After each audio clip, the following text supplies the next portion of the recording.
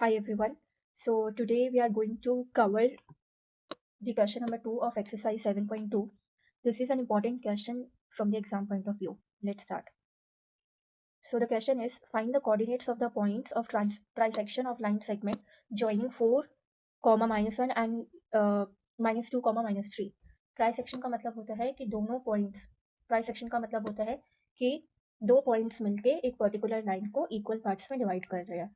Okay, जैसे हमारा bisector होता है. बाइसेक्टर क्या होता है कि एक लाइन दूसरी लाइन को 2 इक्वल पार्ट्स में डिवाइड कर रही है, या एक पॉइंट एक पर्टिकुलर लाइन को 2 इक्वल पार्ट्स में डिवाइड कर रहा है. In the similar way trisection क्या होता है कि 3 इक्वल पार्ट्स में डिवाइड करना. अब एक पॉइंट तो 3 इक्वल पार्ट्स में डिवाइड नहीं कर सकते हैं, उसके लिए हमें 2 पॉइंट्स चाहिए होते हैं 3 इक्वल पार्ट्स में डिवाइड करने के लिए.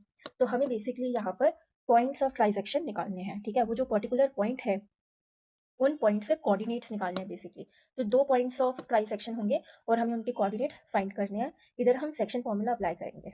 Let's start. So again the question is find the coordinates of the points of trisection of the line segment joining 4, -1 and -2, -3. Okay, so हमने मान लिया कि ये जो पॉइंट है ये A है और ये मान लिया हमने ये B है. ठीक है, तो ये हमने B मान लिया. तो A 4, -1 है और B -2, -3 है, जिसमें हमारे दो पॉइंट्स है P और Q. इन दोनों को हमने पॉइंट्स ऑफ ट्राइसेक्शन माना है. हमें P और Q के कोऑर्डिनेट्स बताने हैं. ट्राइसेक्शंस का मतलब ये है कि वो 3 इक्वल पार्ट्स में डिवाइड कर रहा है. इसका मतलब है कि AP is equal to PQ is equal to QB. और इस केस में रेशियो क्या होगा 1:1 रेशियो 1. तो ये तीनों पार्ट्स क्या होंगे इक्वल होंगे. ठीक है, तो पहले हम P पॉइंट के कोऑर्डिनेट्स निकालेंगे. तो फर्स्ट केस क्या है, हम अभी नहीं, इस केस में हम ये नहीं देख रहे कि Q एग्जिस्ट नहीं करता, हम ये अज्यूम करके चल रहे हैं.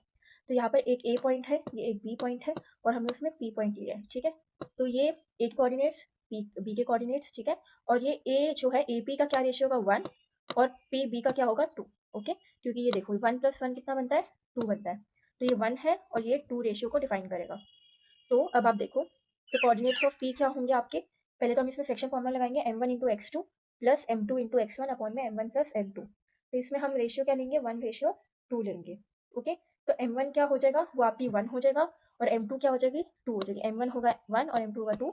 x के कोऑर्डिनेट्स क्या है, x1 क्या है 4 और sorry I don't know why this is looking like this, so हम इधर फोकस करते हैं. ठीक है, m1 है 1 और m2 2 है.